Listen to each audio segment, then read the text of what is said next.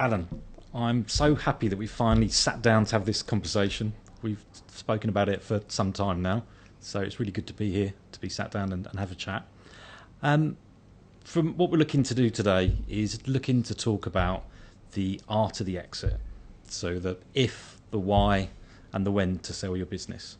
What I've really enjoyed about us working together is that we've both had mutual clients who are business owners who are working towards selling their business. So it's been wonderful working with you and introducing my clients to you and vice versa. So I feel like we've got some really good experiences that we could share as well. But before we start, it'd be really helpful if you can just give some background to who is Alan Wick and what do you do? Well, I've been a business coach and consultant since 2002. I've worked with, I think, somewhere like over 1,000 businesses in that time. And I support entrepreneurs with businesses of all shapes and sizes, all types of sectors. And before then, I was 25 years building, developing and selling my own businesses nationally and internationally. So I bring those experiences very much to bear when I'm helping clients exit their businesses. So, Alan, let's start with the first topic, which is considering when or whether to sell your business. So part of our conversation today is going to be around a number of areas that we've spoken about, where we've got experiences of working with clients, where we work with other professional partners and give the client lots of help and lots of support to try and get the best outcome for them and to, if it's possible, to enjoy the experience of selling your business. But I'd like to flip this on its head and say, if a client were not to go through this process, if they were not to use a business coach and they went out on their own trying to sell their business, what could be the downside of not going through the process that we're going to discuss today?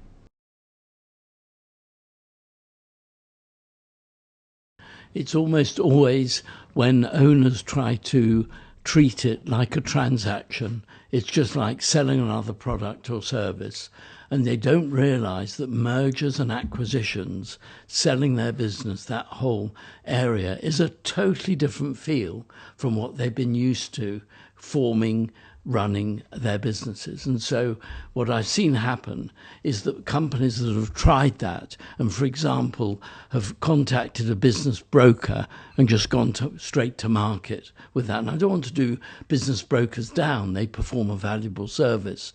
But then they end up getting usually a low value and getting, I don't want to say they get taken advantage of, and I'm doing my best not to swear, but they certainly don't get the best value that they could for their business. And then over the years ahead, they'll regret it that they didn't do this properly. Okay, so if we have a business owner who's working in their first business, they're perhaps 2-3 years away from selling their business, and you were to talk to them now, where would you start?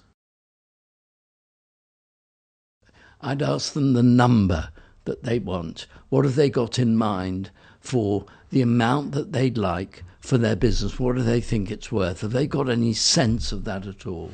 And then secondly, I'd ask, why are they thinking of selling? What are the reasons behind it? Have they thought about what they want to do outside and after they've sold the business? So that would be where I'd start. Okay, that's a really good starting point. How about, have you had situations or scenarios when you're talking to a business owner and they want to sell their business and you think now's not the right time? Yes. How do those conversations go? That's usually when the business owner or owners have fallen out of love with their business, that things are going wrong. They've hit a kind of a ceiling with sales or profits. They feel that the market's just too tough, or they've burned out and they made life difficult for themselves. And no matter what they try to do, any buyer is going to pick up on that feeling, even if they try to pretend that's not happening. And again, they'll get taken advantage of. It's the worst possible time to sell. Okay. And in your experience, how does the business owner tend to react to that conversation when you give them that feedback? I would say in the main, you've nailed it, Alan. Okay, I got it. You got it, and that's true.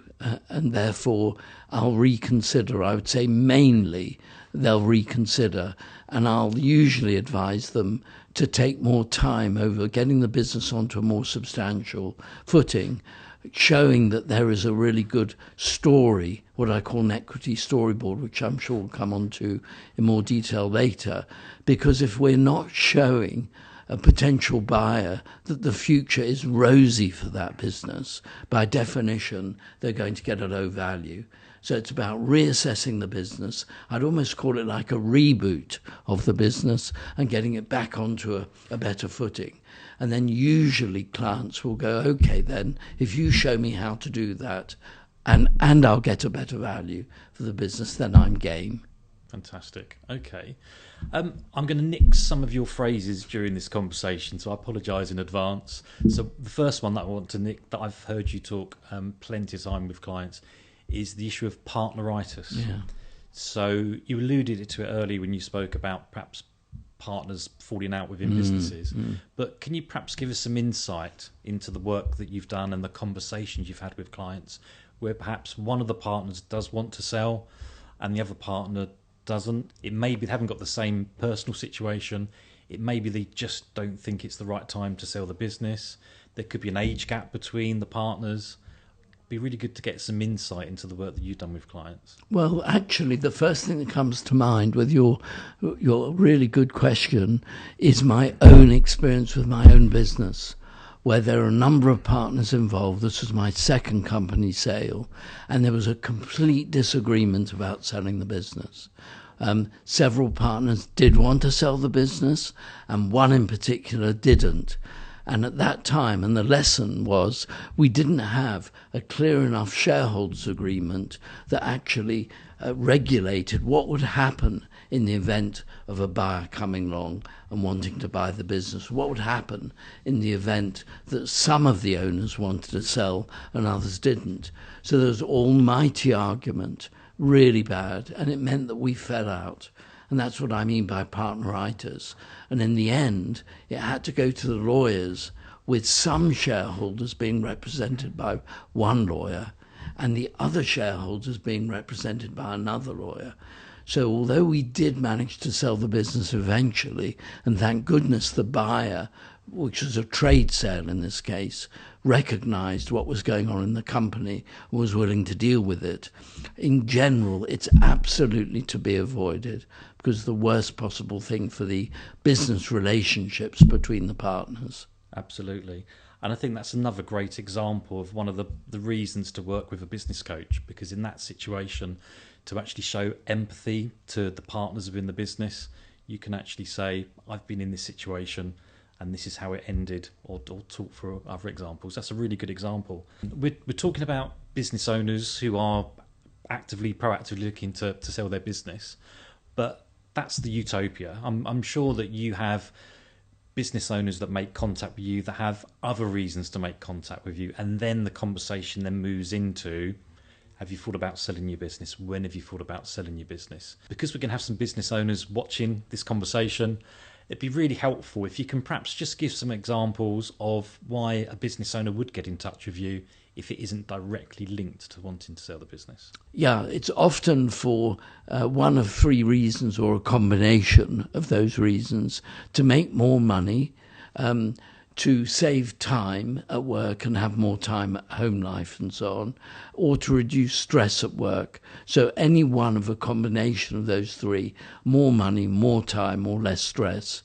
So from Magus's point of view, James, what work would you do with a client looking to sell their business?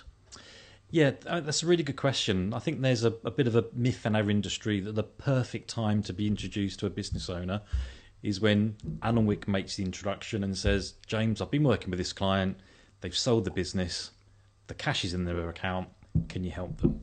Where in reality, we love being on the journey with the client. So if we go back to a scenario where you have a business owner who is 2 or 3 years away from exiting their business, what work would we do at the outset?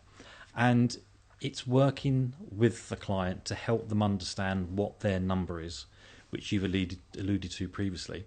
And we feel that's the most important thing that we do with a client who is 2 or 3 years away from exiting their business. So how do we do that? We use cash flow forecasting to do that work.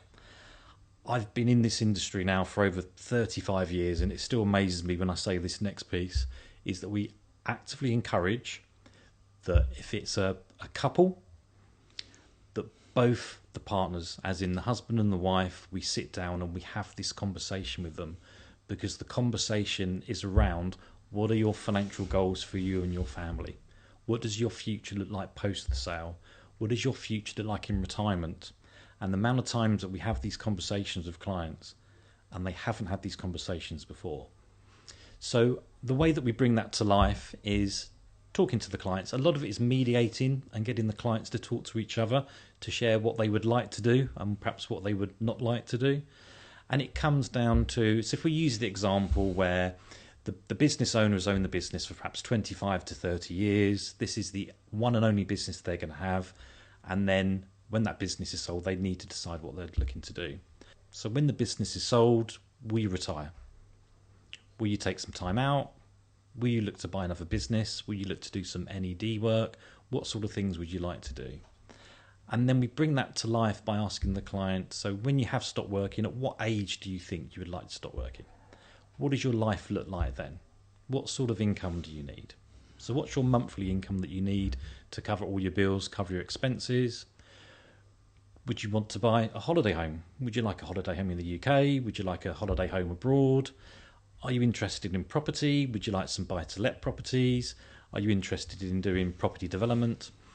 Depending if they've got children and what ages the children are, we start to talk about education. So are we talking about private school? Are we talking about university? Would you like to provide your children with a deposit so that you can kick them out before they get too annoying? Or even with some clients, they want to set their children up and buy that first property with them. We add all this onto their cash flows. We then talk about known expenditure, known large expenditure. So what car do you drive? How often would you like to change your car? What is on your bucket list? As you draw your last breath, what things do you really want to do? Is it that world cruise? Is it travelling? Is it linked to sport? We talk through all those options with clients. Are there things that you want to do on significant birthdays, significant wedding anniversaries? All of this we put into their cash flow forecast.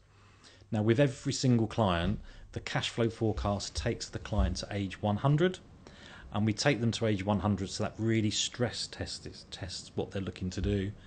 And the software that we use has all the current tax tables in there. We use certain assumptions, and in this day and age, we do talk to clients around the assumptions they want to include. So inflation, for example, we include property inflation, we include potential returns on their portfolio, their investments, and the software that we use will then tell us what is the number that they need. So they can walk away from that conversation knowing if we sell our business for this amount of money, then we will never have to worry about money again, and we will achieve all of our financial goals for us as a family, which we think is really powerful. So we get to the point with the client where they know what their number is, which is a really powerful position to be in when you're considering selling your business. So with the football analogy, I'm now going to do my Kevin De Bruyne pass over to you. What do you do next with a client when we've helped to work out what their number is? Well, that number is absolutely crucial to the bit that I then take over, because that's the number that we want to see in their bank account net.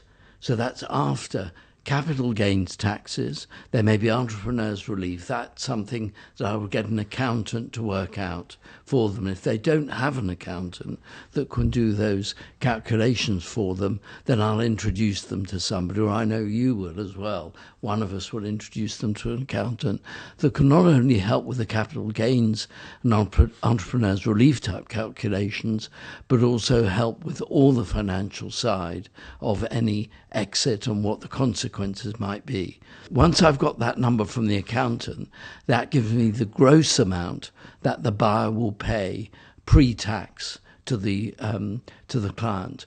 And once we've got that number, in 9 cases out of 10, there's a gap between what the company is worth right now and what we need to get it to achieve that gross number. Because I then do a calculation based on average values for that type of business. And it's almost always based on value equals profit times multiple. So, for example, there's a client I work with that Magus introduced me to, and I can talk about it publicly because I've been permissioned to do so, that was called Plant Expand. And Plant Expand was a 25-year-old business, a B2B engineering services company, and they were making about £800,000 EBITDA on 5 million turnover. And at that time, their accountant felt that they could get maybe between 6.5 and 7 million for the business.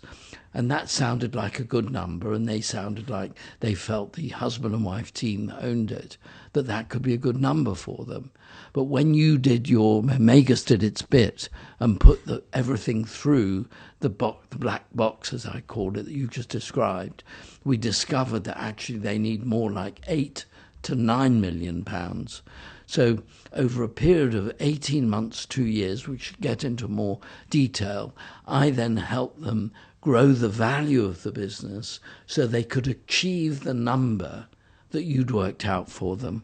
And that's so powerful. If we put that into some context where we hadn't have had that conversation, we hadn't worked out what the number was, and then you sold the business at that lower figure, and then they run out of money, that's a really awkward conversation to be having using the benefit of hindsight.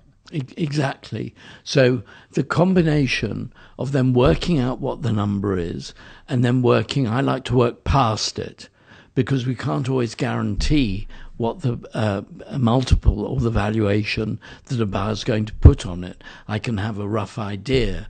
We can get ideas from the sector, the trade area that they will operate in, and we can look also at other examples of sales in their sector to get a rough idea of what valuations are. But then you're never guaranteed with private companies. We've called today the art of the exit.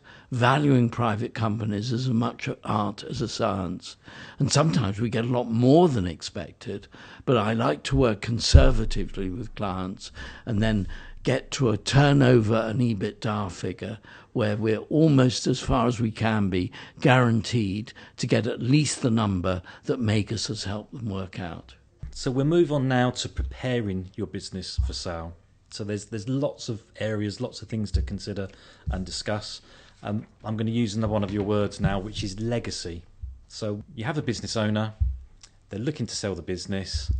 How caught up, how interested should they be in the legacy that they want to leave behind for their business? And what I mean by that is, how concerned should they be for who's going to buy the business and what they're going to do to the business? Because is this something that a business owner can and should control? Or is it something that's out of their control and they shouldn't worry about it? The place to start is who. In other words, let me use a house analogy. If we're selling our house, the estate agent will give an idea of who the target market is for this particular home. Is it for a family? Is it for a single? Is it a couple? It's the same with selling a business. We work out who is the ideal buyer for the business. With some clients, they've been running the business for so long and they're so much looking forward to retirement that they will go with the highest offer and they'll make it secondary who's going to buy the business. With other clients, for example, outboard electronics that I helped sell last year, they've cared enormously. They're a high-tech spatial audio company and they particularly wanted to sell their business to a trade buyer who they knew would take their 25 years' work building the business up and then continue to develop the business. And in those cases, we will look for a trade buyer and ignore any private equity houses.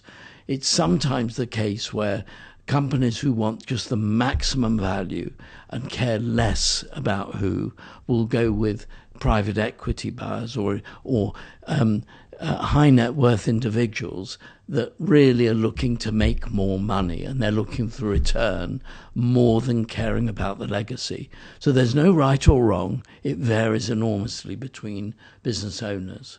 So it sounds like the business owner that just wants to get the best price is a lot easier to work with.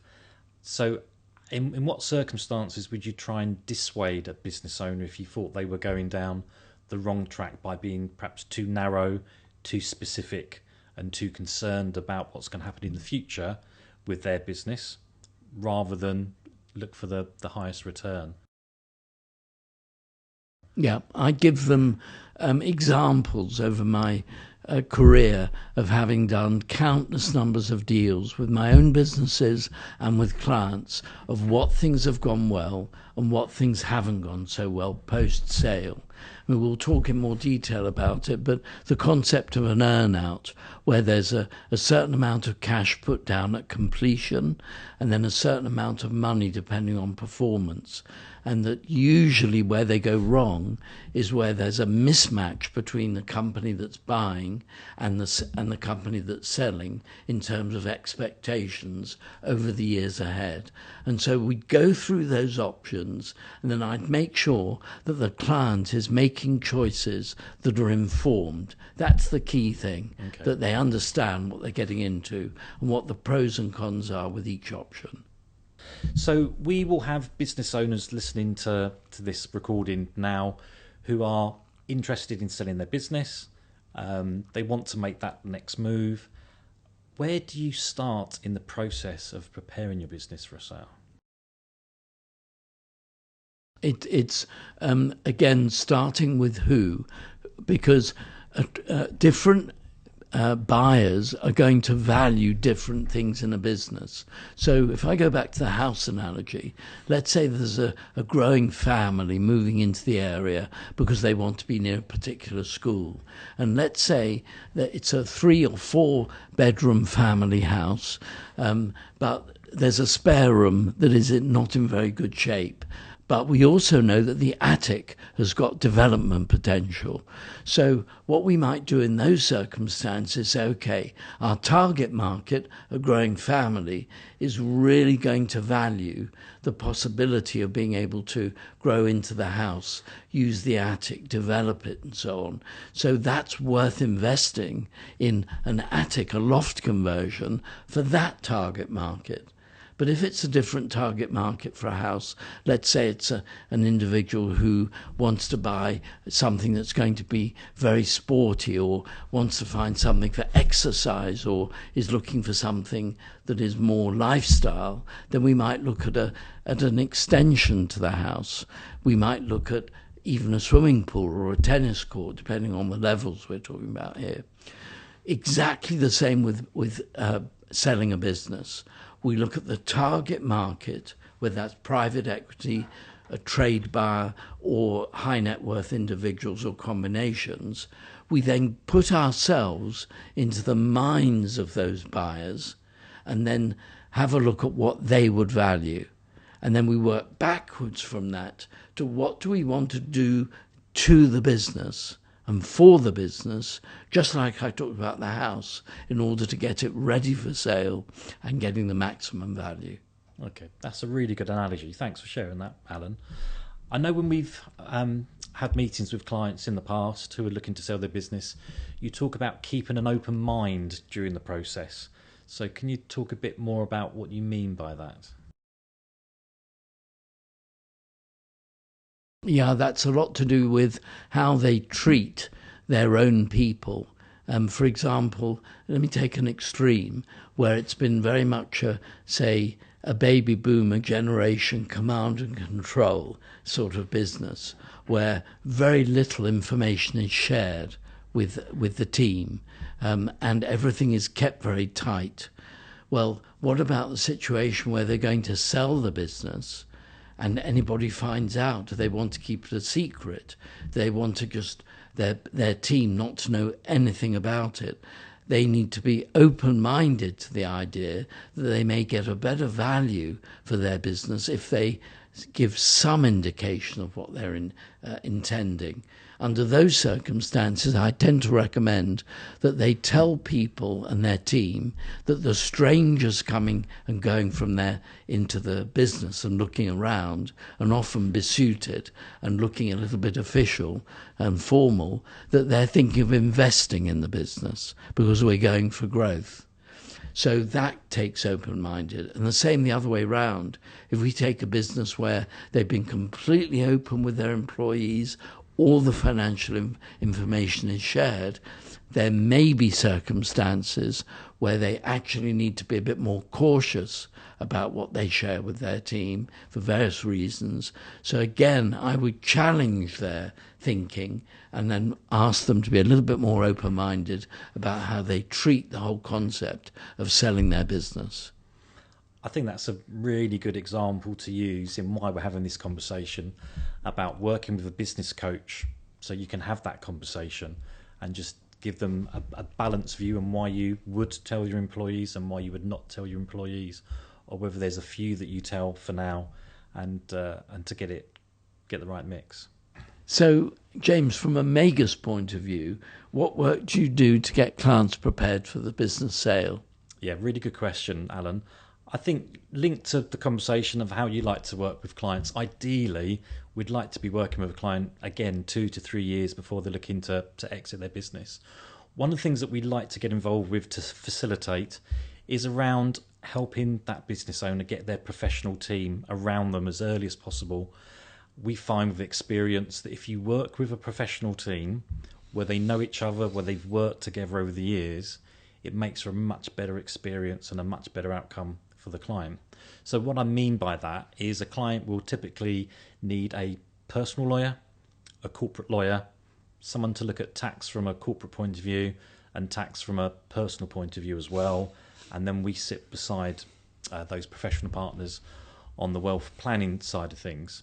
Now, if a client has an existing lawyer, an existing tax advisor, very, very happy to work with them. If they don't, then we're very happy to make introductions and introduce those professional partners. We've worked together on many clients where we've worked with lawyers, tax advisors who we know, who we've worked together, and it just seems a much more seamless approach. But the sorts of things that we discuss, and apologies now, I'm going to get a little bit morbid on the conversations that we have with our client, because we all hope that the business transaction is successful and the clients get to the end of that transaction, but we also need to be mindful of that may not be the case with the client. So if I give you a scenario where, let's say there are two owners of a business, they each own the business 50-50, and one of the owners is our client. If that client, for example, is married, we would have a conversation with our client and their partner and say, what would happen if you, as in the 50% owner of the business, if you died before the business was sold? Now, when we ask that question, it tends to be the first time they've been asked that question. And they generally don't know the answer. So we say, well, the current situation is, if you were to die before the business is sold, your partner would inherit the shares in the business. We then face their partner and say, would you like to get involved in the business? Would you like to run the business? If they say, that would be fantastic, I've always wanted to do that, then that's great. 9 times out of 10, 10 times out of 10, that isn't the conversation. It tends to be, I wouldn't know how to run the business. I wouldn't want to run the business. What are the other options? So that's when we have conversations around shareholder agreements, shareholder protection. So in that scenario, that client's preference would be that if they were to die, that a life insurance policy would pay out to their partner receives the cash, and the other business partner receives the shares in the company. So we have that conversation. We then get a little bit lower on the morbid conversation, which is around, if you haven't died but you've lost mental capacity, who runs the business for you? What have you got in place? And again, vast majority of times, nothing's in place. So that's where we work with lawyers who can help and support lasting power of attorneys, get things set up in the business for the eventuality if something does happen to you, you lose capacity or you die before you sell the business. We then look at the client's personal situation. Have you made a will? Is your will current? Does it reflect all of your wishes? If it doesn't, then let's get your wills reviewed and get them updated. We then talk about lasting powers of attorney. Have you got those in place? If you haven't, then let's get that in place for you. So that's the starting point, is looking at that morbid side of things, of what happens if you're incapacitated or you die before the business is sold. We then move on to, what do your financial affairs look like now ahead of selling your business? So again, if I give an example where we've done the cash flow forecasting, you're working with us and the client needs, let's say, £3 million in assets in their business, never have to worry about money again, never have to work again, but you're confident you can sell the business for 6 million, 7 million, 8 million. It's really important to have that conversation with the client now before they've sold the business. And that tends to be a conversation on the legal side, but also really important on the tax planning side. We've seen with a change of government recently and what's happening to taxes at the moment, they're going one way and they may continue to go one way. So clients are really interested in knowing what they can do to reduce tax. If you haven't worked out what their number is, it's really difficult to have an open conversation around tax planning. So I'm not a tax advisor, I don't give tax advice, but to give you some examples of how we work with clients recently is where, if we use the example of the business is worth 3 million, but you're confident the business could be sold for 6 million, that's when we start to have conversations about setting up a trust, for example, where you can set up a family trust before the business is sold. If you know the business sale is going ahead, then you do have the option of transferring some of your shares into trust for your family, and then you've done the tax planning work before the business has been sold. Rather than the business is sold, you've now got all this wealth, you've potentially got double the wealth that you actually need, and to do some tax planning work from there, you can still do it, but it's not as easy and as straightforward than if you possibly looked at that before you sold the business. So they're the sorts of things, the sorts of conversations that we would have with clients in getting ready and prepared on the financial side. So Alan, we've spoken about considering when or whether to sell your business. We then moved on to preparing your business for sale. Really like to spend some quality time now on maximising value. For me, this is such a huge part of your role as a business coach and working with clients. It's really where we see lots of value that you give to clients. I've experienced that many times with clients of mine. So could you talk me through in a bit more detail what you mean by maximising value? And if you've got an example or two to share, that would be really helpful. Well, going back to the house analogy that we talked about earlier, with a house, you'd have a look for and get rid of dry rot, wet rot, paint peeling, things that can bring the value of the house down to a buyer. Obviously, a buyer of a house is going to have a surveyor. They're going to have a mortgage valuation probably. They're going to have somebody maybe do a thorough survey of the house. And the idea is that surveyor, to earn their money, usually wants to find fault in the house. So with that information, the buyer can then say to the seller of the house, well, there are these problems with the house. You've asked this amount for the house, but I'm sorry, I'm going to offer you that amount because we found those things. So the first thing to do is the business equivalent of that and do a thorough, what I call a reality check of the house, of the business. So in other words, one client called it like an MRI scan of my business, and I conduct that. I look at all the financials. I speak to a whole team of people, or depending on the size of the business, or a cross section of the team in the business. I look at every aspect of it, and the eyes I'm looking at it through is the eyes of a buyer for that business, or in some cases an investor. But for today, for the art of an exit, I'm looking very much through the eyes of a buyer. So some examples of things that can bring the value of a business down. Almost always, because it's so common, is that the business is reliant on the owner or owners to run the business because they're still so involved. So one of the first things I do is get a succession plan in place so that ideally by the time the business is put up for sale, and it can take 18 months or a couple of years, the majority, if not all, of that succession plan has taken place.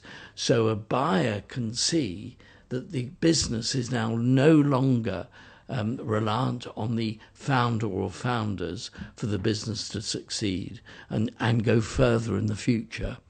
And then another great example are if there are hidden liabilities. Maybe there are things that the business has had on the balance sheet, like possibly legal action or things going wrong. Or another example might be over-reliance on just a few clients, customers.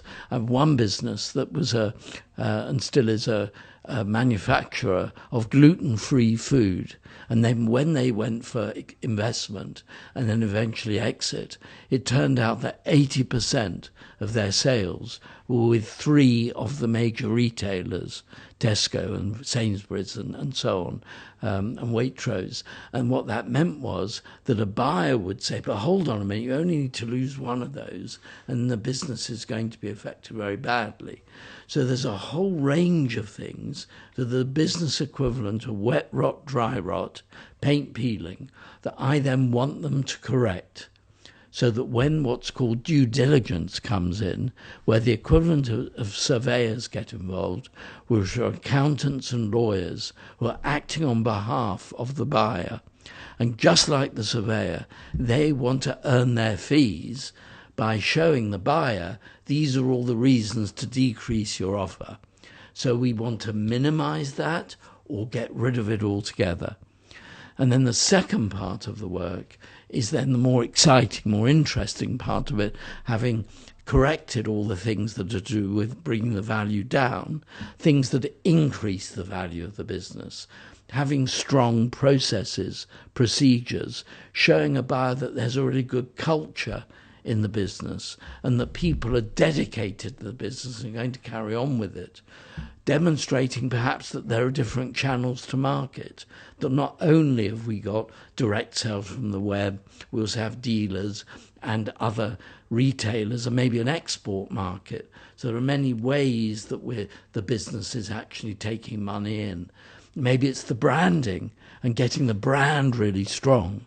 And often I find that companies haven't really put much work into what I call positioning of their brand. So we'll put a positioning strategy in place so that we're demonstrating to a buyer this is a really strong brand. And then ultimately, the thing that increases value most, which is rare, is scalability.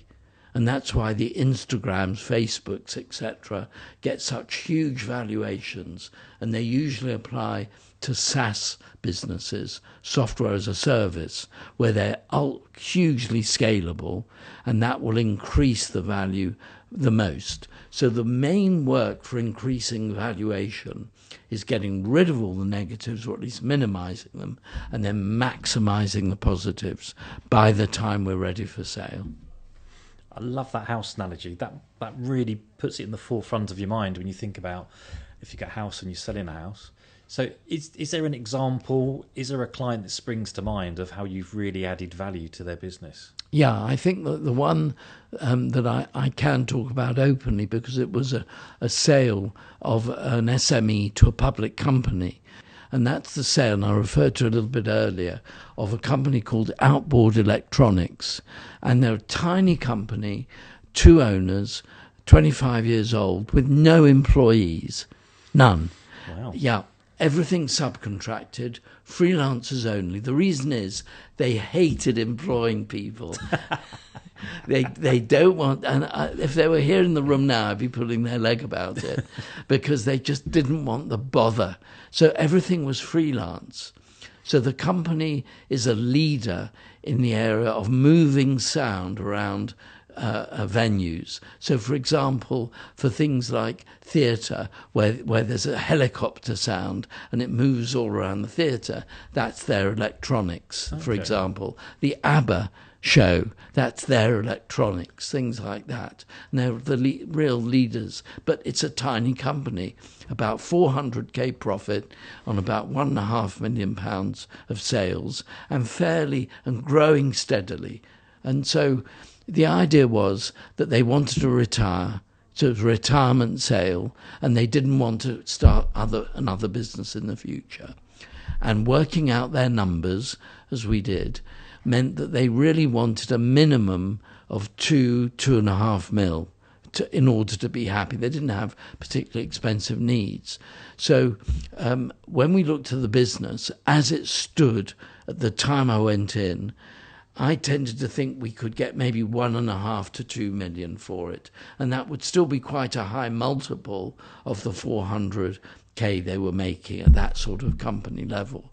So we took 18 months doing all the things I've just talked about, of decreasing all the negatives, demonstrating that actually the company didn't need to rely on the two owners, and maximizing the positives as I've just described.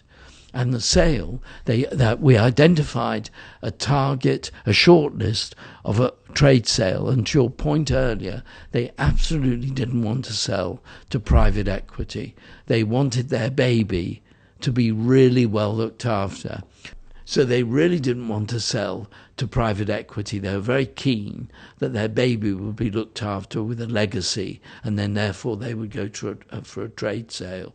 So we made a short list of 6 potential buyers, with one leading buyer for that.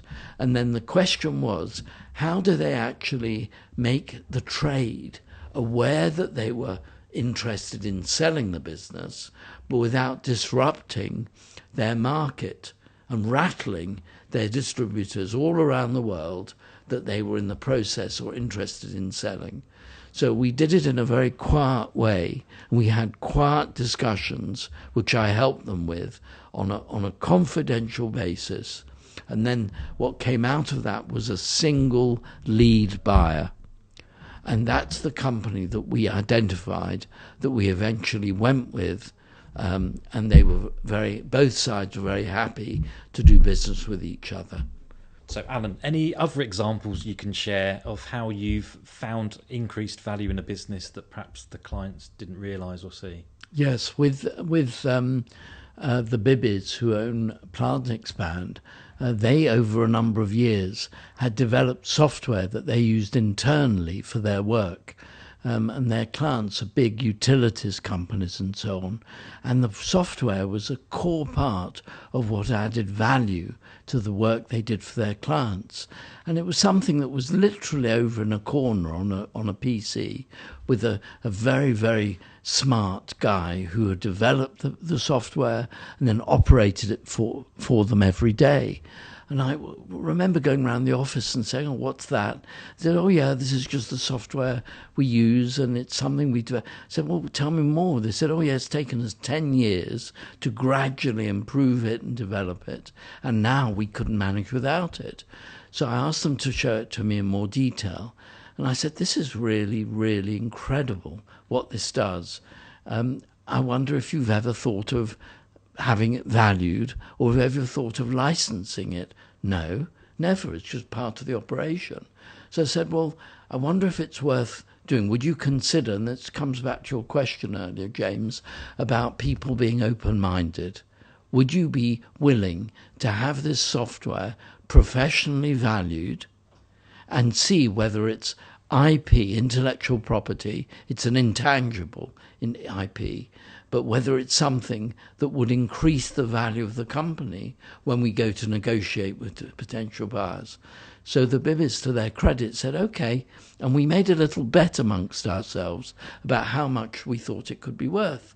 I think there were between 3 or 4 people, but 50,000, 100,000, or maybe stretching it, 250,000, but that would be really stretching it. So I got a company in that I've worked with on and off for years, and all they do in life is value intangible assets. They're called valuation consulting, and that's all they do. got them in, they spent days looking at it, and they produced a 16-page report, incredibly detailed, with all their reasoning, and they valued it at 1.2 million. Wow. So my next question was, would you consider spinning this off as into a separate company, and then you could carry on after the sale of the main business with developing this as a new business? Well, depending on age and stage of life and so on, some clients might say, yes, that's a brilliant idea. But in this case, they said, we'd rather keep it with the main business and then sell it all as one. And then that's what we did. And when we went to negotiate with the buyer, we were able to stand there on a much better footing and then increase the value of the offer they got from the private equity house they ended up selling to. And what was their reaction when you told them what the value of that business would be? Shocked. Absolutely shocked. I'm very pleased. I can imagine. And the most important question of all, who won the bet? Who was closest on the bid? I guessed $250,000. I think they'd bet 50 and 100, but I thought there's gold in them hills. This looks amazing. And I could imagine, when I asked them, could this software be licensed to all the major utility companies to run their own fleets and engineering services internally? And what about competitors who might want to license the software? They also, oh yes, they'd love to have it. We just never wanted them to. So I thought, wow, there's multi-million-pound business here. Fantastic. Adding great value. Great. I'd like to move on to earnouts now. Is it possible to sell a business, receive all the cash up front, and not have an earnout period? Absolutely it is. And that's what I'd recommend as the ideal thing to do. And even if there's a possibility of earning more than that initial amount, the cash on completion, earnouts are fraught with risk. I've seen them go well and many go badly. So my advice is usually to go for cash on completion. Okay. And the reason I asked that question is that we've worked on clients together. I've had many conversations with clients where they've entered into an earnout period. They've sold the business, and then as soon as the business is sold, they haven't enjoyed being back in their business as an employee, and they've walked away from the business. They've walked away from the earnout they were due to earn from the business. So what tips have you got on how you navigate that? If the deal is agreed and there are earnouts, how can that business owner ensure that they stay calm, stay in the business, and they don't walk away? Yeah, great question. That's all about managing expectations during the sale and purchase process. And what's absolutely crucial is to get all the possible negatives out of the way, because there's an excitement of doing a deal. There's an excitement of mergers and acquisitions, doing deals, buying, selling, millions of pounds and so on involved. So both the buying company, including private equity houses, there's usually a champion at a PE house who falls in love with the business and then may persuade compliance and the other parts of the PE house, but particularly in trade sales where they see a merger and buying and it's good, it looks good in the market and everybody's doing well, to get carried away with the positives. And my job is to say, slow down, what's going to happen exactly? And I come up with a list of areas they need to agree. And key is the roles post-acquisition. Who's doing what, by when, and being really clear about what are management charges, because buying companies often bring capabilities and resources into the business they've just bought, and then they charge them a management fee. And if they're not careful, what that does is bring down the expected profits of the company selling for the next year or two, even though they're good ideas, nobody's trying to screw anybody, it's all for the right reasons. If that isn't taken into account prior to the sale and those amounts discussed, that can lead to a fallout where the earnouts aren't earned the buying company thinks, oh, we've really done a good job here, we're not paying the selling company, and the owners leave with a very bad taste, and we want to avoid that at all costs.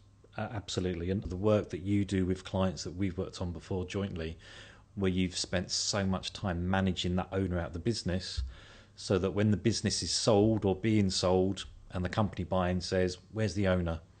He comes in a couple of times a week. He's normally playing golf. He comes in for the Christmas do, etc. That's a really powerful reason to take that back seat and give up a lot of the work that you have been doing. So from your point of view, James, what experiences have you had of clients doing well with earnouts? I think probably the best example that I've seen, this is about 15 years ago now, and there were, I think, 7 or 8 shareholders in the business, and they had a 7-year earnout period. They hit every single year's earnout, and at the end of that 7-year earnout period, they walked away with 100% of the deal. Not only that, but they were so confident that they were going to hit their numbers, they paid their tax up front because they were concerned of potential increases in CGT over a 7-year period. So that's probably the best example of a business where it's gone really well. Okay, Alan, so we're now going to move on to staying on track during the sale. And I know we've both experienced this with clients. It really is an emotional roller coaster at times, selling your business. It can be easy to not to stay on track. So I'm going to nick another one of your phrases here, which is selling your baby. So it'd be really good if you could give a bit more insight to what you mean by selling your baby and what sorts of things a business owner should be mindful of and wary of so they do stay on track. Well, I use the term baby because of the emotional connection that entrepreneurs have with their own businesses. They've created them one way or another. They're like having another child in a way, and they love their businesses. They become attached to them. They've probably gone into business because they love what they do and they want to do something of their own rather than work for other people. They love their independence, autonomy, etc. And so although they might be attracted to the money from selling a business, there's also the emotional connection and the emotional roller coaster of dealing with people, outsiders, who are coming in, looking at their business from a totally different point of view. And what tends to happen is they underestimated the time and energy it takes to manage the process of selling their business.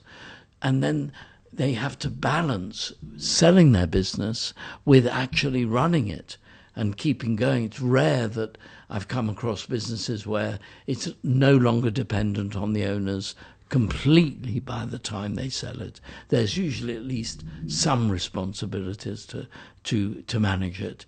So keeping on track is about keeping their eye on the goal and keep reminding them of the benefits that will accrue from selling the business and finding the right people. Often entrepreneurs are very worried about their team.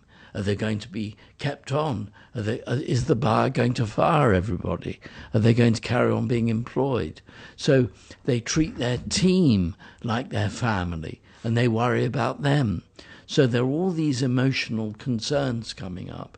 And my job is to keep them on track and keep them focused on the outcome.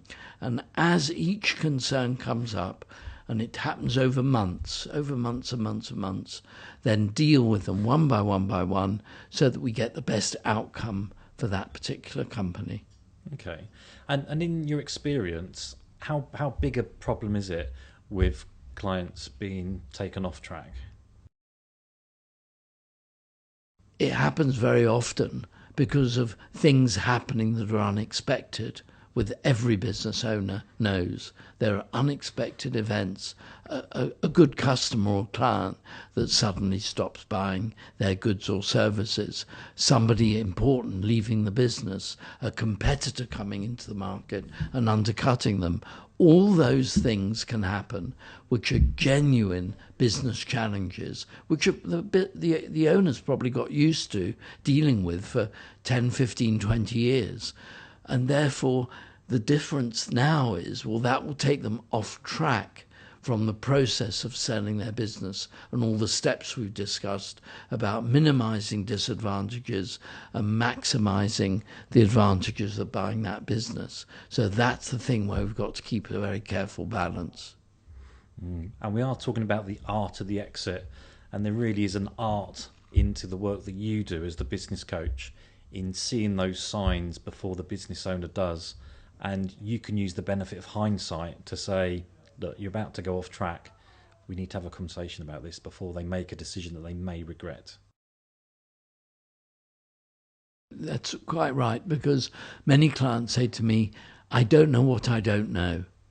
That they've never been involved in mergers or acquisitions in their life, in their business career.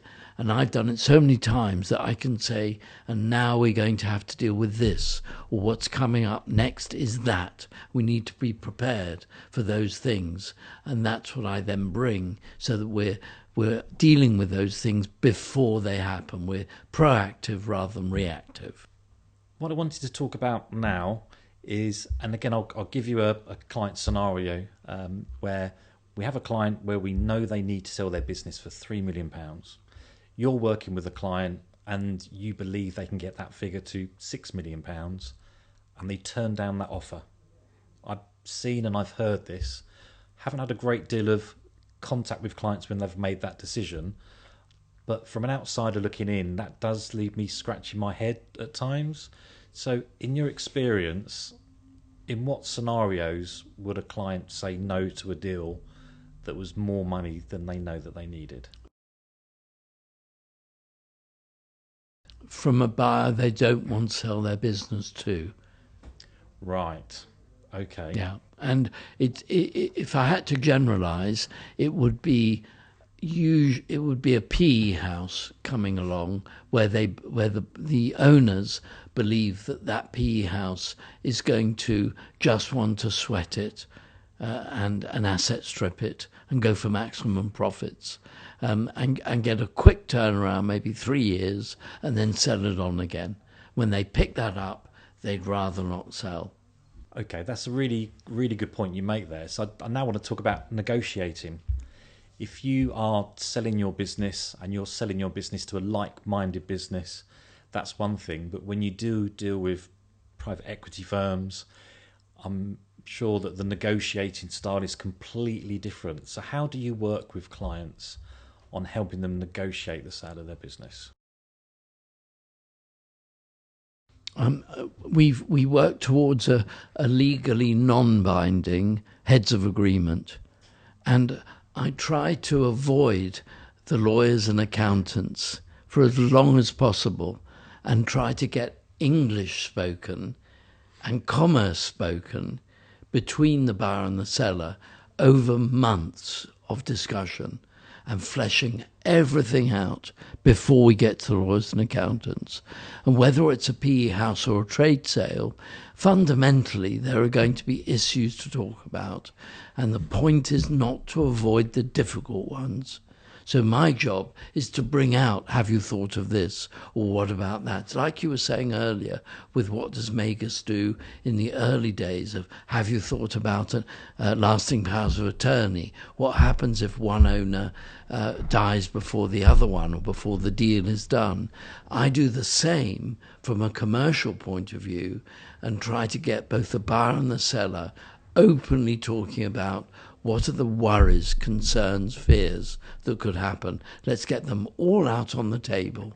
In the case of the gluten-free food manufacturer I talked about earlier, I said to them, well, a buyer will look at what is the biggest risk that could happen to this company. What could happen?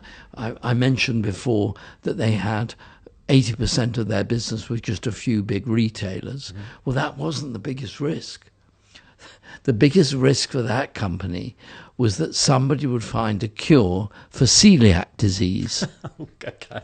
I didn't think of it from that angle. That's a really good point. Isn't it? Yeah. Think about it. Because most, if not all of their sales were to celiacs. So what did we do? We identified that as a risk, and then we said, what are we going to do to ameliorate that?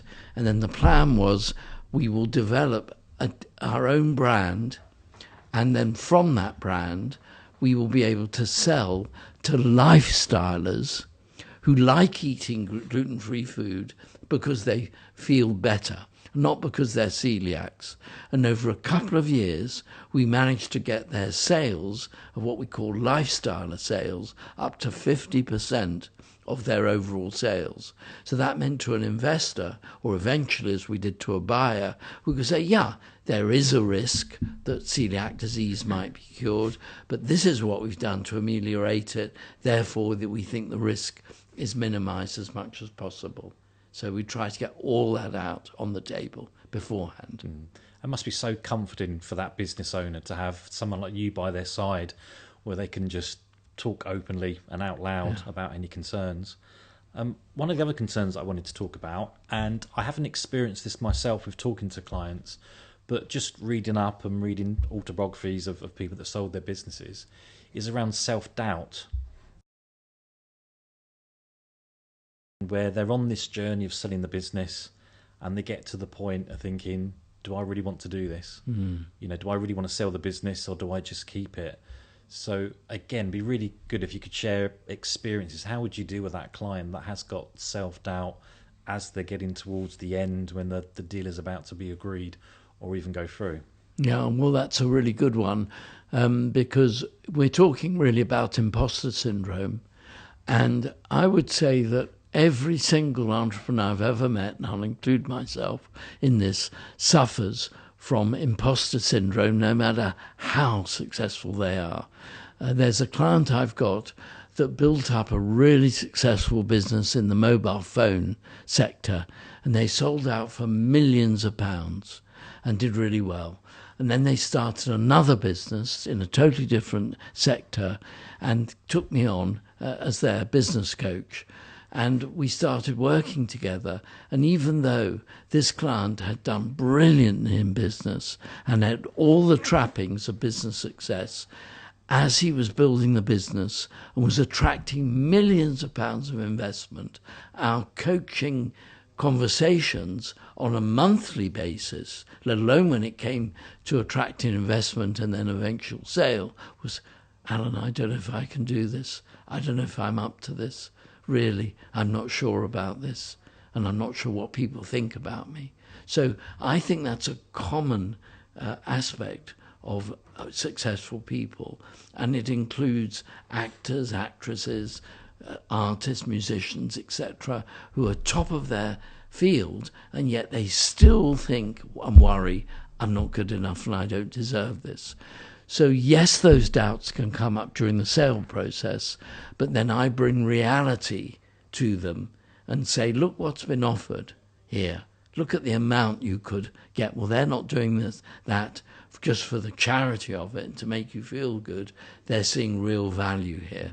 And that way I can help them get over that worry and doubt and imposter syndrome. Fascinating stuff, Alan. I think we've been on a real journey so far. We've spoken about considering selling your business all the way through the process of how do you start to sell the business, how do you maximise the value, how do you stay on track. I think now's a really nice time to look on the other side of the fence now, and what does life look like after the sale. So from Magus's point of view, James, what type of conversations do you have with clients after the sale?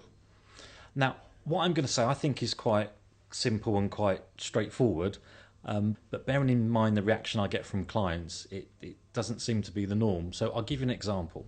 So last year, one of my old clients got in contact with me who hadn't looked after for 6 years or so, and he gave me the wonderful news that he'd sold his business. And he said, James, wanted to reach out to you to get your thoughts and views. What should I do now? The money's going to be in my bank account in a few weeks' time. So I said to him, who have you spoken to so far and what have they told you? And he is with 2 banks. He's with one bank that looks after him from a personal point of view, and he's got his corporate bank as well. And they had both said to him, markets are doing really well, it's a really good time to be investing in the market, so they think that I should start investing now. I said, okay, do you agree with that? Well, I'm coming from a different angle. He said, okay, so what's your angle? So there's a few things I think you need to do. Number 1 is breathe. You've just sold your business. You've had this business for 25, 30 years.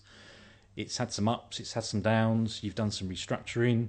You've been through that emotional roller coaster of selling your business. Just breathe, relax. More importantly than anything, go out and celebrate. Celebrate with your family.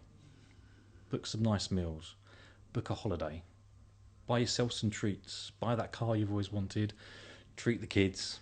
Treat the grandkids. Just go out and have some fun. The money, stick it on deposit.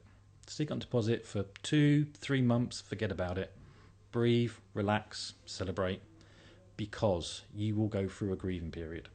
Yeah, you've got that euphoria now of selling the business. When you see that money hit your bank account, it's a wonderful, wonderful experience. You need to enjoy that. But over the coming months, you're going to go through that grieving process. To coin your phrase, you've just sold your baby. You're going to go through different emotions.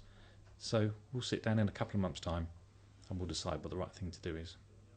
James, when we've worked on clients together, I remember when it comes close to the exit or they're in that process and we're near completion, you've talked very much about getting the family ready for the wealth that is coming. Could you speak a bit more about that? Yeah, of course. That's a really big thing for us at Magus is future generations of wealth. I know that we've both spoken to clients in the past and asked that question, how many generations of your family would you like your wealth to pass through? So there's no right or wrong way to do this, but in scenarios, for example, where we've spoken around a business is sold for a lot more than they need it to be sold for, and that there's a trust set up for the children, or there may even be shares that are transferred directly to their children, they may be receiving their wealth earlier than they expect. And it's really important that we go through the same process with our clients' children as their parents went through. Now, all children are different when we have these conversations. When I say children, they tend to be, they're working, they're settled down, they've got families themselves. And we offer the client the opportunity, this is the children, whether they are happy with the financial planner at Magus that is looking after mum and dad, or whether we introduce a second financial planner. So it may be that we use a financial planner who is perhaps closer in age to their children. Some children may feel a bit awkward talking about their investments and what they want to do with their investments, what their financial goals are, knowing that their financial planner is the same one as mum and dad. So there's no right or wrong answer. So we have that conversation with clients and we treat them exactly the same. So we have their annual reviews of them the same way. We do the cash flow forecasting with them as well. But a really nice example that I witnessed with a client a few years ago, and this client sold their business, they were in their 70s, so they had grandchildren. And they wanted to have a closer relationship with their grandchildren, and they wanted to get their grandchildren ready for the money. So I think from memory there were 4 or 5 grandchildren, and they were an age where they were all teenagers, mid to late teens. And Granddad said to them, I'm going to give you £1,000, and that £1,000 you need to donate to a charity of your choice.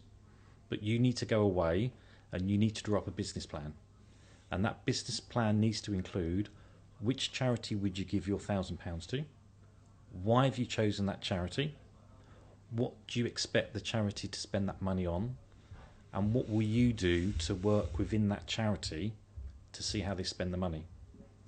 And I worked with that client for a good 2 or 3 years after he started that process.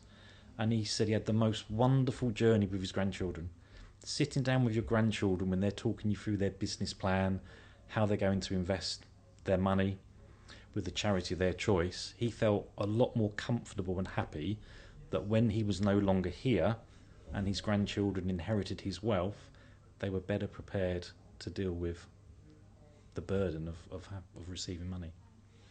Fascinating, and I think I'm right in saying that there's evidence that shows that wealth doesn't pass down to 3 generations. It can often pass down to the next generation, but then gets lost by the 3rd generation.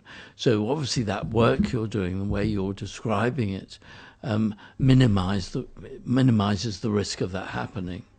Absolutely. I mean, the stats, I think, are harrowing at how quickly wealth disappears within families. And in my experience, it's just down to communication and education. So from your point of view, Alan, obviously you're working with business owners who have sold their business, and whether they've had some time out from work for a period of time, hopefully the things that I've just spoken about, which is breathe, relax, go and celebrate, enjoy yourself. What examples have you got where a business owner has got it absolutely right in what they do next, and perhaps where clients perhaps have made decisions too early that they may have regretted? So what do they tend to do post exiting their business? I think there is broadly one of two directions.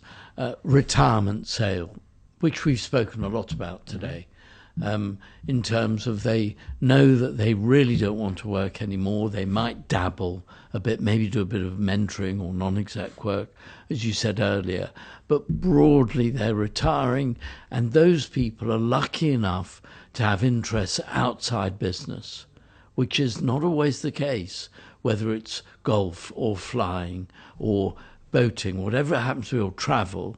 They'll have something they're really passionate about, keen to do, and they can't wait to do that after they've sold the business. I'd say broadly that's one direction. The other direction is more of what I'd call a serial entrepreneur, like the person I referenced just earlier, who'd sold his business that was involved in the mobile phone industry, and then that, still young, had millions in the bank, thought, I've got at least another one or two games in me left, and went off and then started something completely different. And he's the type of personality that will never retire. For him, retirement is a dirty word. And so I'd say there are broadly those two types. And therefore, what's key is working out at the beginning and getting it really clear at the beginning of an engagement when I'm working with the client on which of those two you're more likely to do.